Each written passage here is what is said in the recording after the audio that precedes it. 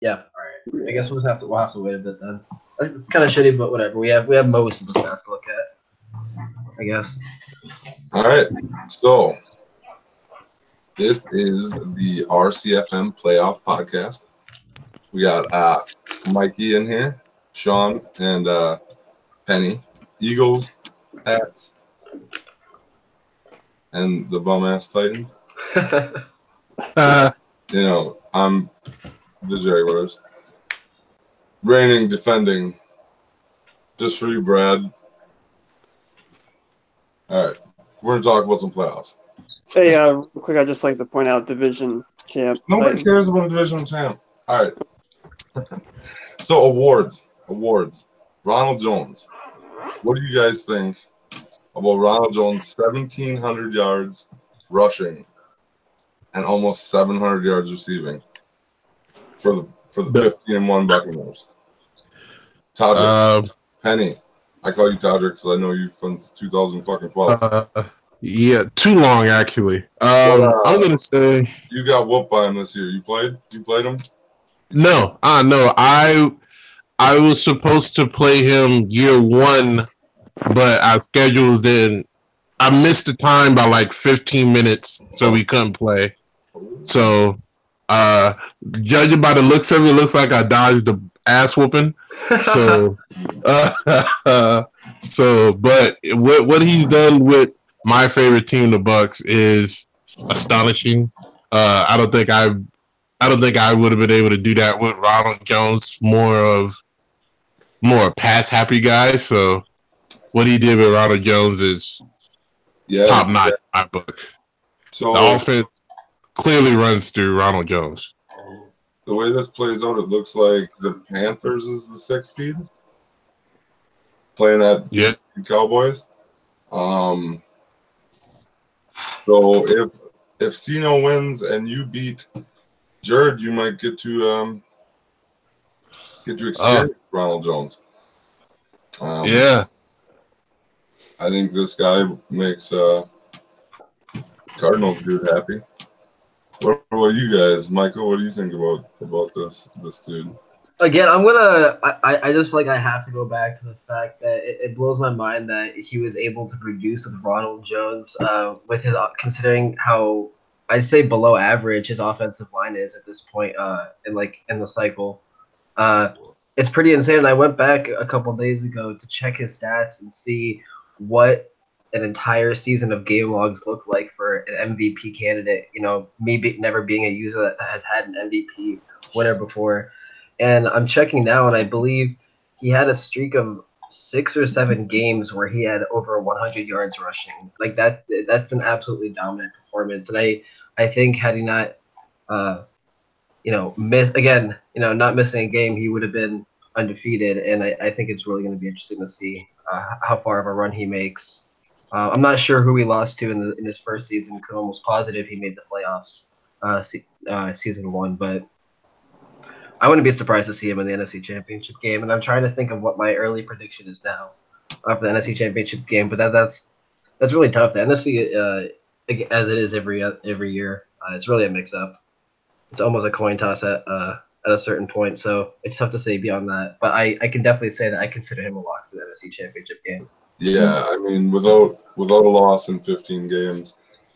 Yeah, how can you bet against them, Yeah.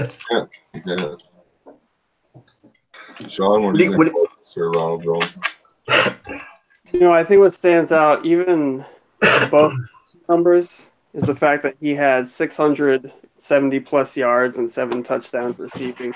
The guy also doesn't turn the ball over. Jameis only threw 14 picks. I do recall last season the Titans, though, 24-20, edging out a little victory. So, I mean, the guy can be beat. But this season he's focused. He's locked in, man. I don't know if he's a lock for the NFC Championship. He's got some stiff competition. But I think if you look at the other teams in the NFC, they have tendency to throw a little bit more interception than others. And he is not one of those teams. I think that could be the difference. Yeah, I think I agree with that. That's a really good point. He did mention that he made it a focus to really tune down his touchdown to interception ratio, and it looks like he really stuck true to his resolution. And best record in the Yeah. NFL are 15-1. And His yeah, coach- and virtually 15-0 in user games. So. Yeah. Right. I'm interested. I think it was. I'm trying to think back. I want to say it was Panthers that beat him season 1. I do. I'm almost positive. In But, fact, I mean, I'm gonna go. that I'm makes gonna sense. go check, but I'm pretty sure that was the case. Joe won the division last year. Probably beat him season 1. Yeah. So it's. I can't. I'm trying to think between Panthers and Cowboys. What do you guys think on that? Because that's a powerhouse matchup at 12-4 apiece. Yeah. In the wild card weekend. I mean, Yeah. I think that's like the definition of exciting. Yeah. That's going to be a good one. I mean, those two always seem to match up in big games. And I'm gonna go. with the Cowboys, man. Uh, I don't know. it's to play the Cowboys. The Cowboys. Defensive scheme is pretty disguisable. You never know who's coming, where it's coming from, whenever he sends heat. So it's Panthers got their hands full, but Panthers, it's just like how you guys said, it's blow for blow every time these guys play. So I got the Panthers winning.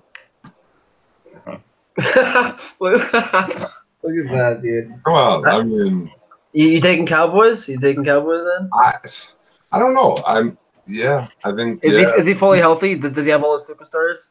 yes, nobody has injuries except for the Jets and Deshaun Watson. Oh, look at that. That's bad luck, Texas. But man, all right, that's. But I tried to look. They haven't played this season, so there's no precedent earlier this season like base that pick off of. So, man, that's where is it? It's at Dallas. It's at Dallas. Everyone. I don't know. All right. I'm going Panthers. I'm gonna say Panthers. Christian McCaffrey has a big game as usual. Better than Zeke. I will say prediction right now that Christian McCaffrey outperforms Ezekiel Elliott. I don't think he. I feel like the wide receiver that Cino was using. Oh yeah, he was having a monster. Cedric Wilson, I believe. Yeah. Yeah. Yeah. I believe.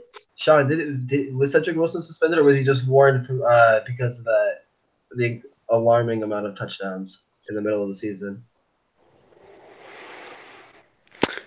I think he was just warned. I remember him getting a full suspension. And I do want to note that since that, he only caught 2 more touchdowns. At the point of conversation, he was at 17 touchdowns in the middle of the season. And I do believe Willikers. Yeah, and I believe he only finished with 19. Yeah. So I believe the Cowboys receiving core stat distribution balanced out towards the end. I think the front office figured a thing or two out on how to spread the ball around, but you can assume that's going to be the go-to target in crunch time. Right. Oh yes, it is. Yes, it is. The aspect of it. I mean, I hope he continues with spreading the ball around. Yeah. Games really Well, he can. That's the problem. Yeah, right. That he's got the weapon. I think that this is a bigger game for the Cowboys overall. I think they have a little bit more to prove because of the legacy, the user legacy that's there with that team and how well that he's been consistently over cycles. This past couple of seasons, he hasn't really, been as dominant, so I think it's a bigger game for him. However, one thing I find interesting is Cam Newton, 62 carries. He fumbled the ball 3 times. However, Dak Prescott only ran 17 times. He has 9 fumbles. I know you got to take strip sacks into account, but turnovers, once again, Newton, only 14 interceptions. Dak is above 20, so I think it's going to come down to who can hold on to the ball the best. Dak's on the higher side of 25. 26 total. So, yeah, and only completing 58% of his passes. So,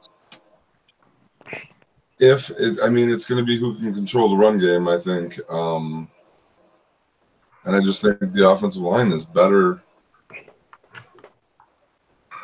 because he can't. McCaffrey Yeah, had a down year, huh?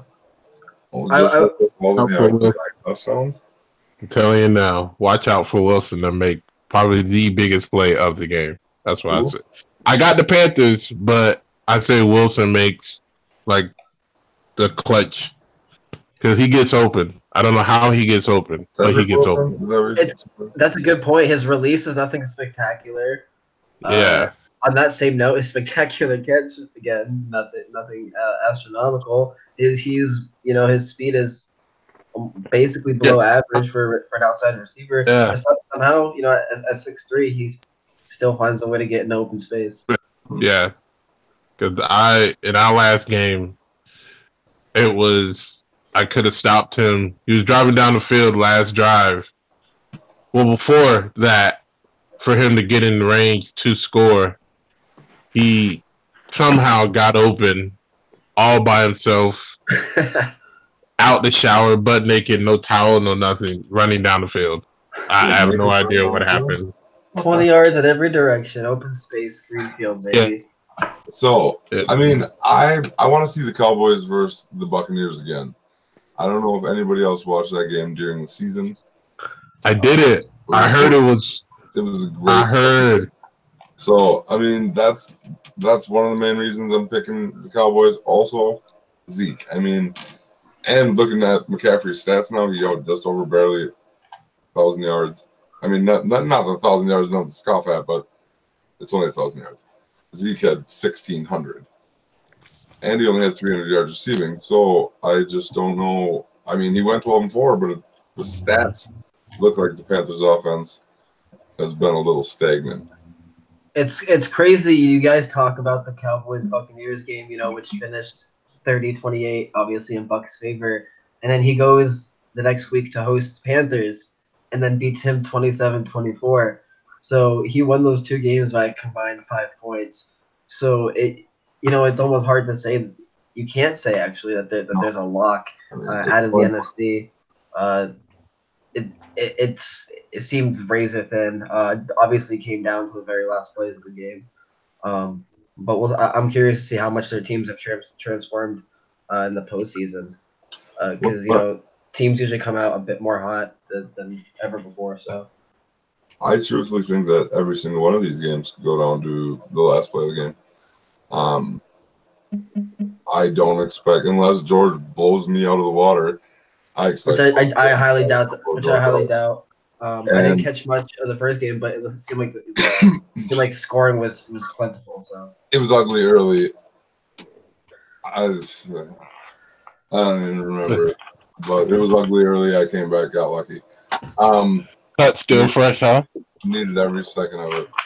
I don't know if you can call it luck. I mean, I didn't catch the end. You took it to overtime, and then first drive of OT. I believe you converted quite a few third downs. Was able to get it into field goal range. The only thing I guess you could say might have been fortune was obviously the fumble on the kick return, but he still obviously had a whole field to drive. Right. I don't know. I feel like I got blessed a little bit. Well, it looks like you guys are gonna, But right. luckily you have your chance to figure it out. So. I'm excited about it because I'm sure he's gonna have a little extra for me when we go. But I think it'll be a good game. It's coin flip. I'm not even gonna pick it. You guys can if you want, but I'm not gonna pick. Obviously, I fucking want to win. Well, I'll tell you right now. You will see the rest of the group pick'ems that will be released later tonight. We're waiting on a couple more people. But I will tell you mine. I do have you picked for this game. Just out of I'm always more inclined to choose a defensive team when it comes to the playoffs. I think it's just the percentages and the chances and the odds are more in favor of the team that can get the more that is more favored to get turnovers, more favored to get stops. And obviously, your team is built, from top to bottom as a better roster. My roster you have a lot of depth, which is huge. And while I think Sean has mentioned this, that they're a testament to how much Bengals has a knowledge to the game. He understands the ins and outs. I think he's a guy who can scheme his way to some victories. With that kind of defense, Leonard Fournette, who obviously continues to improve, even to this day. I'm more inclined to choose a team that can maintain consistent run game and good defense. You can't beat those in football. All right.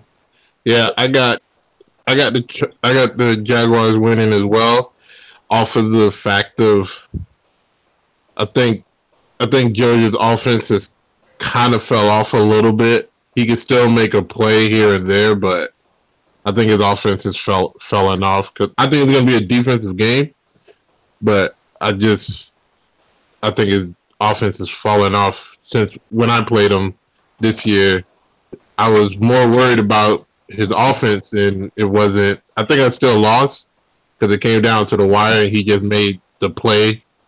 Yeah, I feel like that's the thing. Every time you play George, it's either he's gonna fucking railroad you, yeah, or it's gonna be down to the wire, and you could either win or you could either lose. Yeah, you either make the play or you don't, and I didn't make the play.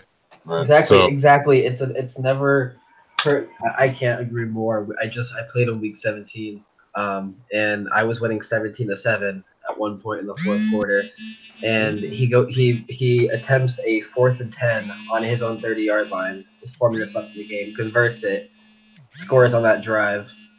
I get the ball. I had to convert 2 third downs, to run out the clock, and it was converting those 2 third downs that probably ended the game, or else he would have likely kicked the field goal to the overtime. Yeah. So he's certainly nobody that you can ever put. You can never assume at any point in the game that the game is put away. You have to go all 4 quarters, literally with players like that, because literally any drive they can just flip some kind of switch and start scoring like crazy. Truth. Sean, you got a pick? Yeah, look, this is kind of reminiscent to me of season 1 when Bengals made their march to the Super Bowl. I'm not saying that's how it's going to go down this year. I just feel like, he took part of the season off, came back, and put together a decent little winning streak. I think he left. It's a 50-50 toss-up. I honestly don't. Both players have a lot of knowledge. So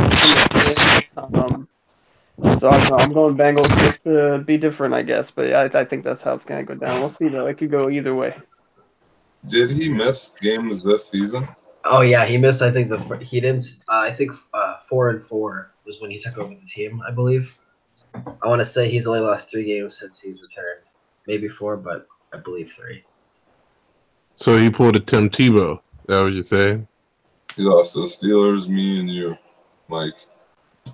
Yeah, I think that was it. Yeah, so he's in all those games. All those games were like we just talked about, close. Cowboys. So I mean, yeah, I definitely have my work cut out for me. Even though he's got, I think the roster is gonna matter, and I hope that favors me. It should. All right. What about now Texans Chargers? So Texans Chargers. The Rivers sneaking his way in for one last shot. I know nothing about the Chargers guy. I haven't played him since season 1, so I have no idea how he. I just chose the Chargers because I seen that Deshaun Watson's injured, so I just blindly took the Chargers. I do want to say it's funny how even it is a 32-man league, and that's enough, for there to feel like a rift between conferences. But it's so funny that you know so little about him, and then obviously, me playing, me being in the same conference, I am so familiar. I'm so familiar with him, and obviously it being the other way around. And that's what I just want to point out. That's what makes the Super Bowl so interesting, because you're playing somebody that you know so little about. Yeah. Obviously, you play the opposite conference and know so little about them. So it's different when you're beating up on your own conference every season. But just to interject, that's what makes this so exciting. It makes the Super Bowl so exciting, because it's really you're unless you're diligent enough to watch some streams, which I'd hope you would be at that point. No, I didn't watch many this year. Everybody. I didn't watch many this year. I think it might be worth watching some, maybe even maybe like 2-3 minutes for a Super Bowl. But back to backing on the point of Texans Chargers. Chargers this has been literally he's been playing for several seasons now, and this is a career move for Chargers. Absolutely. His defense I checked the sack numbers, absolutely phenomenal. Joey Bosa 23, Melvin Ingram 19, I believe. That's absolute. That's absolute. And and then he has a few sacks, from some corner blitzes as well. So that's absolutely, goes without saying, insane. And so his defense is built all around. I do want to say he struggles on offense. So it's I think that's obviously going to be maybe a little too obvious of a statement, but that's going to be the deciding factor. Because I do think Texans. You give him enough drives and he will be able to put something together. And I think he has a couple players coming back from injury, or at least one, his running back, I believe. And even though he can't get mobile with Phillip Rivers, he still has DeAndre Hopkins, and that's a matchup that majority of the time he's gonna win on the outside. So, and I don't know if Chargers has the audible savvy sense to make the right adjustments if Hopkins or Fuller starts having a great game, because they both can very easily. And you definitely have to make adjustments to stop them both effectively. Yeah, I learned that season 1. I believe I played Brad, and both Fuller and Hopkins both had 2 long streak touchdowns at one point in the game. And it's just because ran cover 1, wasn't thinking about it that play. Focus on something completely different, and it's just man, you don't think about it for one play, and that can be the play that bites you in the ass. You don't have Jalen Ramsey and Patrick Peterson, and I do, and it still it still gets me too. So it's like some motherfuckers are good. About the Texans, anybody that can throw the ball, they have a shot. Sorry. Despite losing Deshaun Watson, I mean, in the 6 games that he appeared in, he had 8 touchdowns to 10 interceptions. Rivers was 15 touchdowns to 13 interceptions in his 11 games. Actually took less sacks per game than Watson did. I don't think that Rivers made Texans that much worse of a team, especially with the insurgence of Sir Fletcher this year with his Sir Fletcher.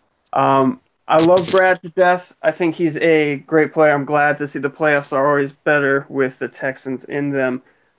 With that said, I'm going to go with a little wild pick here, which doesn't seem too wild. Someone else took them as well. But I'm going to say Chargers is going to take this one just because I think Bosa's going to get after Rivers to the point where he may lose his edge a little bit, and I think he's going to make some mistakes throwing deep in the middle of the game, and it's going to come back to haunt him. I think I really, really, really agree with that. I think truly believe, and this is from playing Texans and knowing him.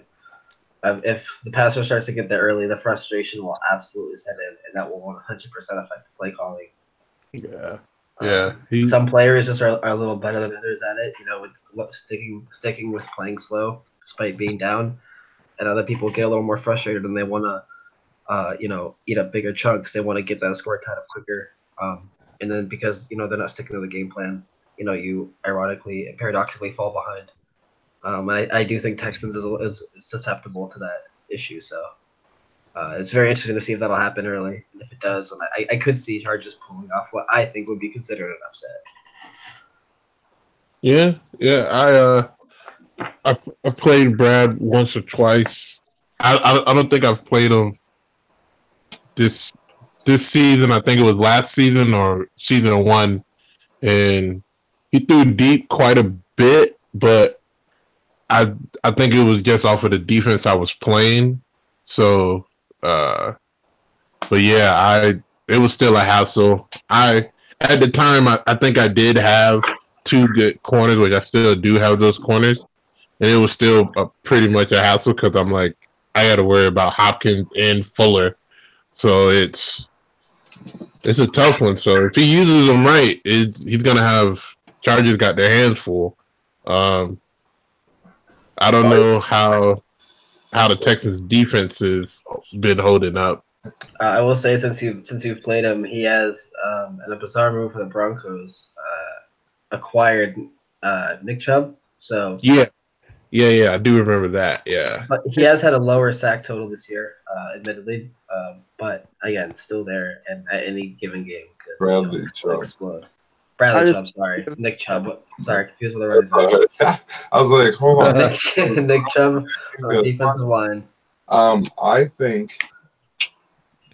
Real quick, I just want to give credit where credit is due. You asked about his defense. Texans is in the top 5 defense in the league. Absolutely, good point. Okay. Good point. Yeah. All right. It's going to come down to the defense. They both have great defenses. They both are susceptible to throwing interceptions if you get in their head. This might be an interception fest that turns out to be like 28-12. I mean, yeah, I could see it being ugly. But I think the Texans are going to win. I only say that because I predicted, I believe, 2 weeks ago game time, that I would play George, Sean. And if Brad wins, he plays you. And I would that's how I'm thinking it's going to be playing out, to be completely honest. I'm thinking stick with that pick, and I got to pick Brad. And the Texans, Billy Rose get the win. Championship. Sean, you're cutting out.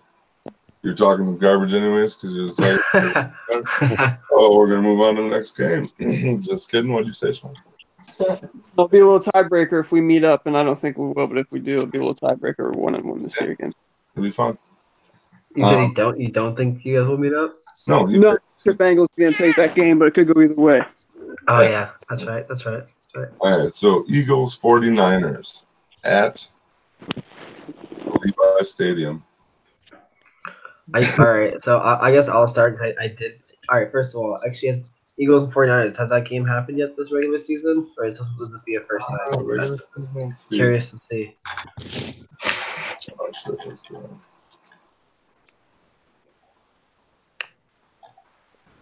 What was that? Eagles 49ers, has that game happened 49ers season? Week 1, 34. No, yeah, week 1. Yeah. Oh, look at that. Yeah, week 1. So you slapped? Yeah, I don't know what happened. Quarterback's first start. Yeah, I can tell you first play of the game was 10 for 18, 2 touchdowns, 3 picks, 5 sacks. Yeah. Your defense got to him, and you ran with him. So, I mean,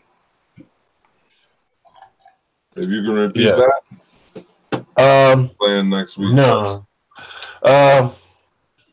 He got up early with the first one.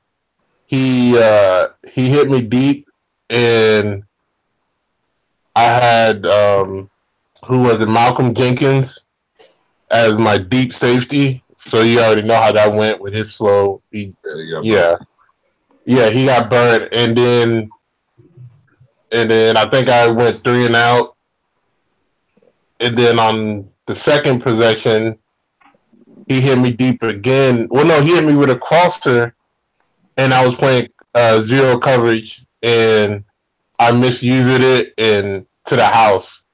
And then you got lucky twice. You should have beat him 34-0. You can say that. I'm not gonna say that. Oh God. All right. Well, I mean, my pick is the Eagles anyway, but this man just said he should have beat him 34-0, so I still got Eagles. Clap. Well, what about you guys?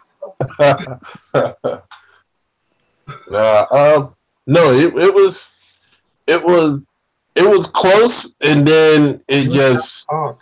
Motherfucker, you're picking yourself. You obviously picking yourself. Of course I'm gonna pick myself. I got it, like you said. I got to do it the ski mask. We know. So I got to by 20. Let's see if you can do it again. I think you can. Let's hear what they think. All right. I will say I don't know how his defensive line affected the first game, But when we played, his defensive line absolutely controlled the game in terms of my ability to both run and pass the ball. That was one of my losses. Albeit, I will say that he was able to score 2 big touchdowns on third and very long on streaks, and those were the deciding factor of the game. And that's because of the fact that he has 2 very, very fast wide receivers. I was playing very soft back off zone coverage, and he simply ran right by my guys. So I do want to say that although his receivers may not be great, getting off of press coverage, they have the speed there. Once they get an open field, they can easily torch. Yeah, Any speed secondary. kills. Yeah, they killed my secondary that performed pretty well that season, but just got absolutely embarrassed that game. Yeah. Yeah, looking at the stats now, and they actually, both Eagles and Niners, have a very similar offense. It's almost identical on paper.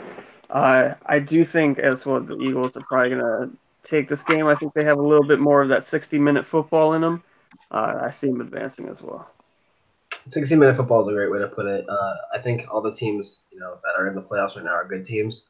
I think it's about just like you're saying right now, what team can play the best for the entire game. Yeah, 'cause it's not easy. Just momentum switch. The momentum comes and goes. A play can make or break it. You got to keep your head in on a turnover. It's not easy.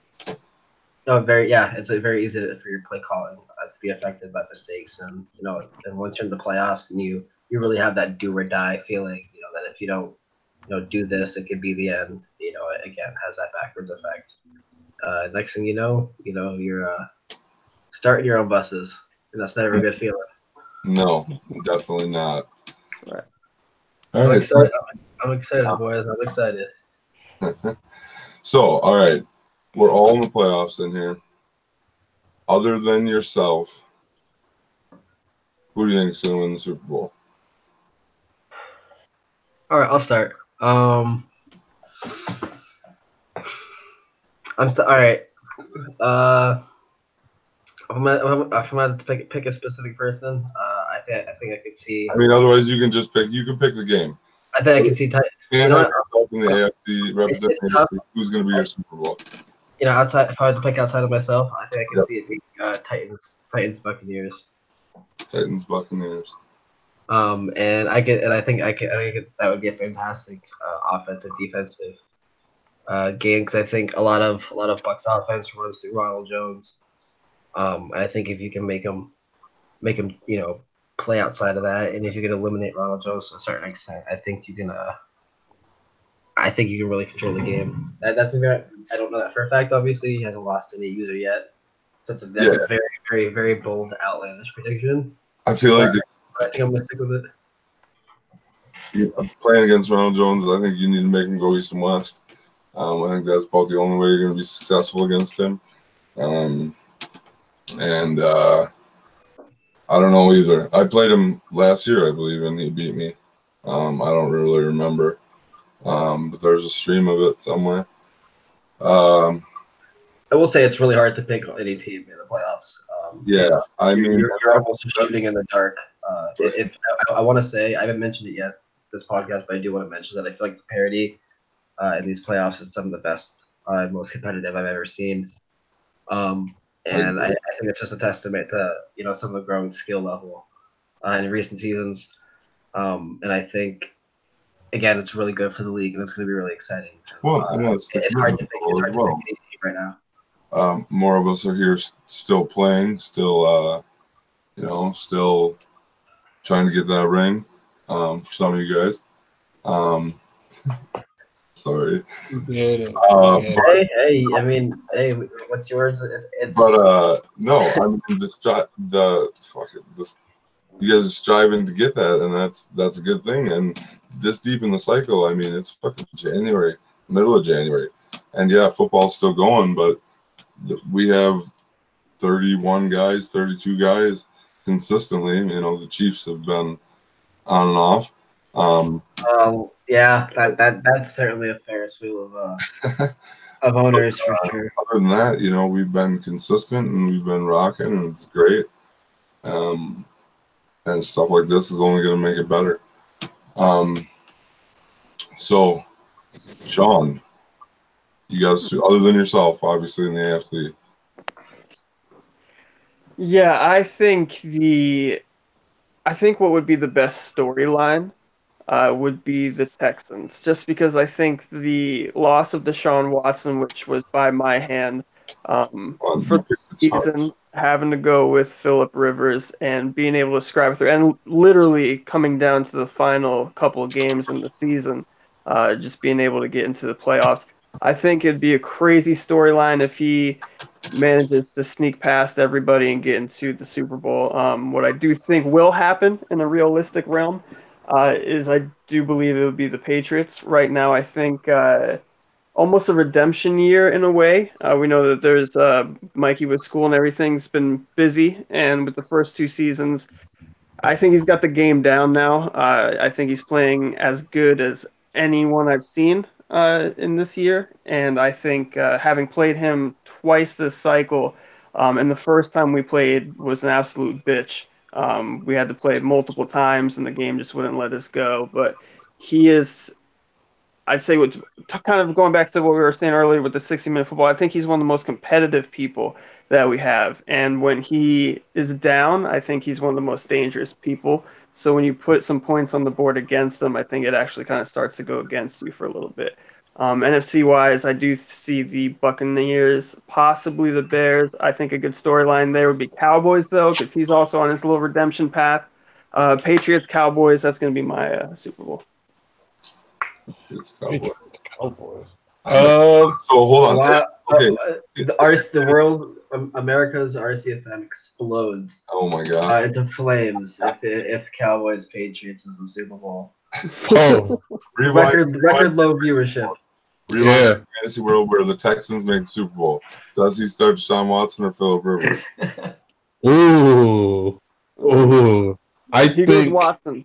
He goes Watson. Yeah, I think Watson gets to, but you can't do Phillip like that. Imagine if he got hurt again for another long time. That would suck. Yeah. Brings him back early. I'm gonna say Jags, Cowboys. Cowboys win 17-20. Ooh, he even gave the score. That's a Super Bowl score. That's a Super Bowl score right there. Where? I think that'll be the best Super Bowl. I think that's two where it's Cowboys redeem themselves, and you got me sad now. Think about losing the Super Bowl, bro. Hey, you did it once, you could do it again, right? Yeah. Here, I gotta speak on that for 1 second. This is coming in hot and fresh right now. I'm gonna put my personal guarantee from the Tennessee Titans, personal guarantee that the Jacksonville Jaguars will not make the Super Bowl this year. One way or another, if it comes down to us in Nashville, or if it doesn't, it's not happening again this year. I promise you that. Ooh. Okay, both important. I will say a lot of teams that do have momentum coming into the playoffs, I do think the Jaguars have probably between the AFC and the AFC the most momentum coming in. There was a point where things potentially looked bleak for Jaguars, for their postseason opportunities, but oh my God, they did what they needed to do in crunch time. I think that that's grit, and that's the definition of a potential champion.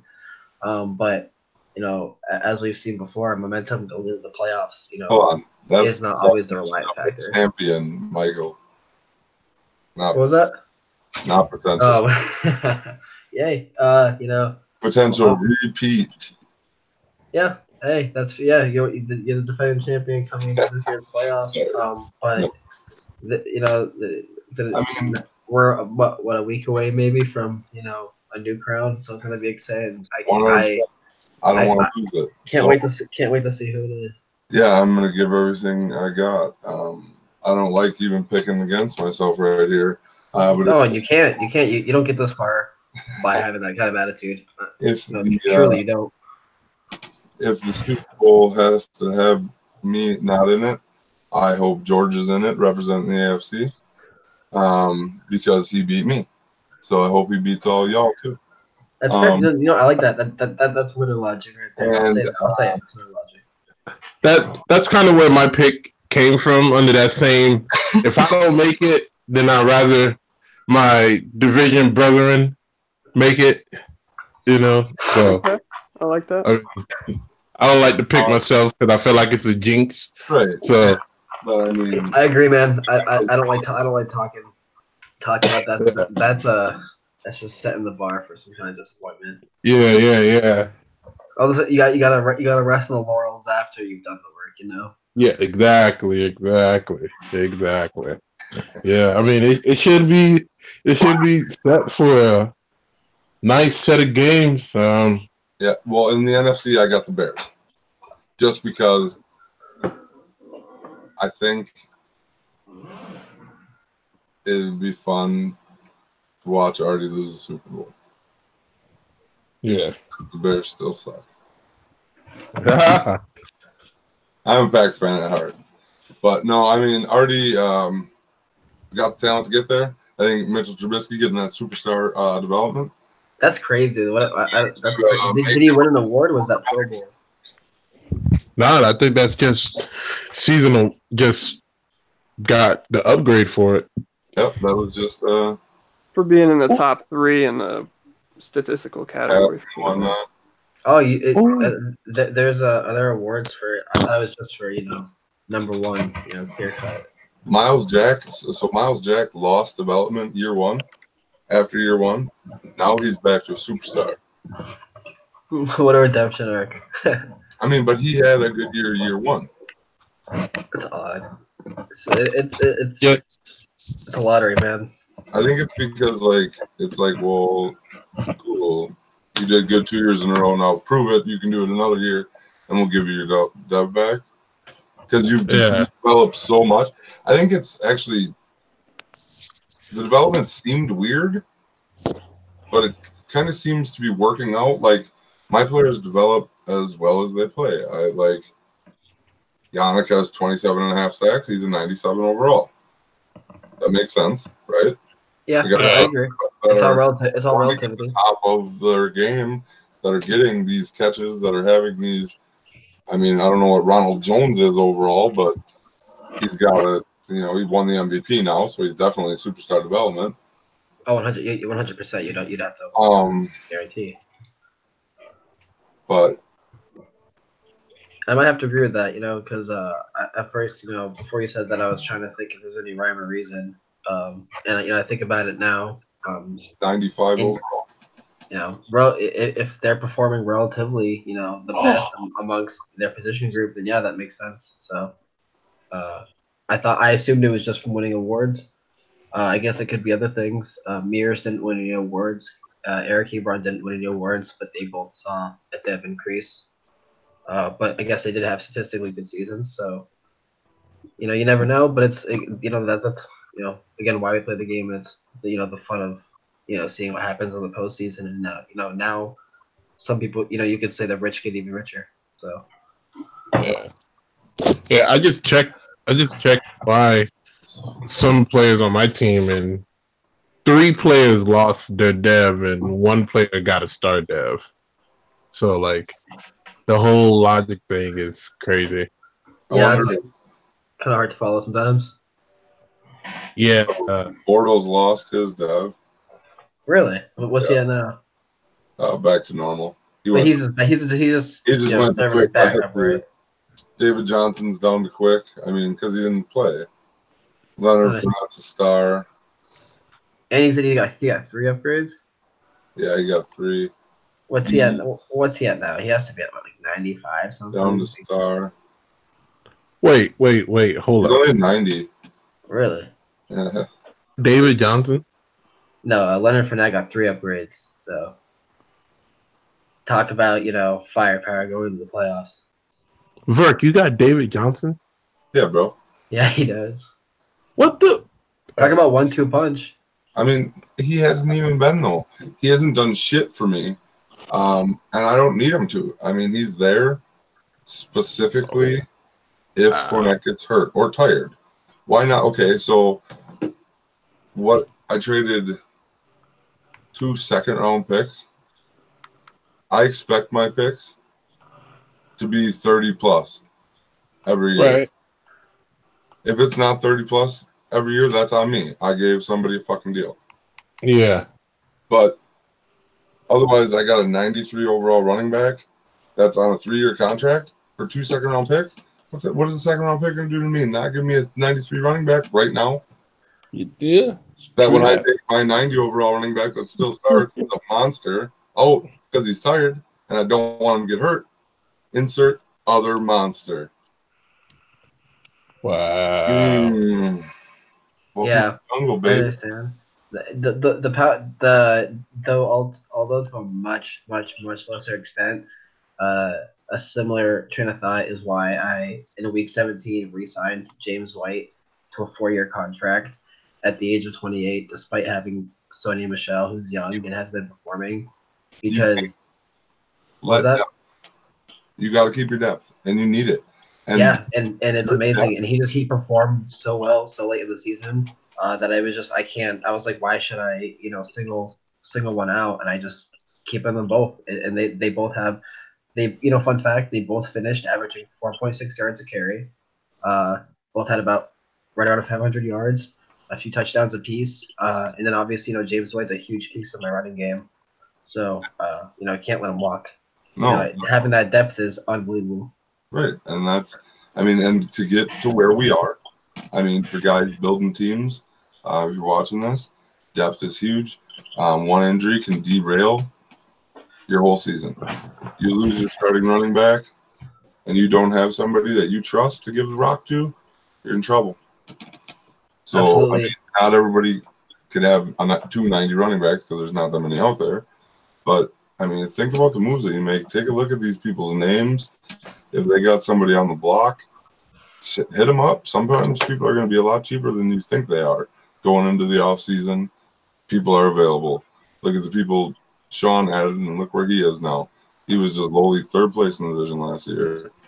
I've made the playoffs every single year. Last year I was in 2nd place. For a while. It was still damn good over here in Nashville thing. Yeah, playing fucking blackout. Playing with you.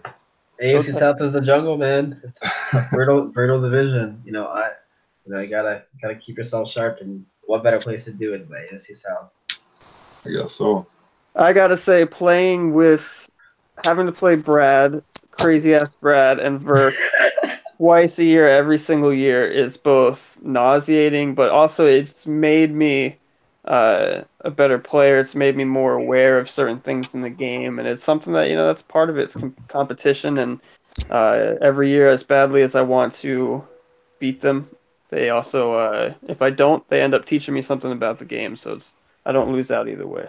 Absolutely. When you're playing people that are so good and it's so 50-50, you really have to learn how to pay attention to new levels of detail if you want to win, because it's sometimes the small things that might end up turning the tides of the game. And the margin for error against good people obviously is really low, and that's the difference maker with playoff games. Shout out to one or two mistakes or good decisions, that's it. That's what it can come down to, is one decision. A lot of the times, even in my last game with George, I was down 20-0. And man, I didn't know the cap was that big at one point. One different decision throughout that game, and it could have been completely different, completely over, and it's just like, you look back on it, it's like, holy crap, I don't even know what, I haven't watched it over. I could, but I don't remember what the hell I did. But I'd like to do that every time, Oh, absolutely. Start down, but shit, if I can just throw 400 yards on everybody, good luck, guys. One thing I'll say too is that even because we've been talking a lot about the playoff teams, but even the teams that didn't make the playoffs, a lot of the teams that are in the playoffs this year are teams that haven't been in the playoffs last year or haven't been that good. I think of Chargers right off the bat. Someone I think this is his first time in the playoffs this cycle for RCM. And for me especially, my first season I joined, I was like 5-6. So it's something like just it's all about building your team, staying with it. Taking advantage of the opportunities that EA gives you from time to time, and right. And well, if you look at it, that the teams that like the Buccaneers, who's going to go 15-1 with the Buccaneers? And just really out of nowhere. I mean, he went 10-6 last year, missed the playoffs, but I mean, to just pop off 15-1 record, like, hey guys, I'm here with a team that's mediocre. It scares me, and George being George. Thank God he's got the Bengals. I mean, I don't know. There's so much parity. It's great. The NFC, what? There's 2 teams with 10 wins that missed the playoffs in the NFC? Yeah, I think so. I know the Vikings did. The Vikings and the Giants. CPU Giants. On one of our 2-9 wins. One of our ending notes, I just saw this. I want to make a resounding shout out to Penny's Come On Man, and I really hope to see some more of this soon, because these are some shining stats. These are the numbers that people need to see. Yeah, I did it. I used to do it a while back with me and Tyron Taylor. With in this one league, and this crazy stat, the funniest stat. There was a guy. His name was Tibbetts. He caught. Mikey, you're gonna cringe when you hear this. He was the Patriots, and oh God, he yearly had 50 plus interceptions with Tom Brady. Oh my God, Penny's Come On, dude. That's the biggest Come On Man fucking history. 50, dude. Though Jason McChesney, making his way up there with 37. That's insane. 37. Yeah, I've seen it, and I was like, oh my goodness. 64 sacks for Dak Prescott. That's ridiculous. That offensive line, what the? He must be holding on to the ball for a long time. Yeah, he does. That's great. Because we've definitely been rocking this for a while, though. So we should probably call it quits. People ain't going to want to watch all listen to this motherfucking shit. They're going to be like, these guys are idiots. Oh, yeah. They'll listen to what they want. But, the conversation was there, and that's what matters. I'm hoping to George here, too. So hopefully we can get some gameplay in tonight. Oh, I'm hoping so. I will be doing individual videos for each game. So I'm just waiting for the games to happen so I can start getting clips of all the highlights. So I'm really excited. It's always the best time of the RCFM year for sure. For sure. I mean, this I think was fairly successful. So my game on. I'm actually scheduled tomorrow. I saw that. After 3:30. So. Yeah, knowing him, that'll probably be that's when he usually gets out of work. 3:30. So. Yeah. I get out of work at the same time, so we should out right about 4:30 or so. I think we'll see a bulk of our games tomorrow then. Word. Ooh, all right, can't wait. All right, boys. All right, man. Good shit.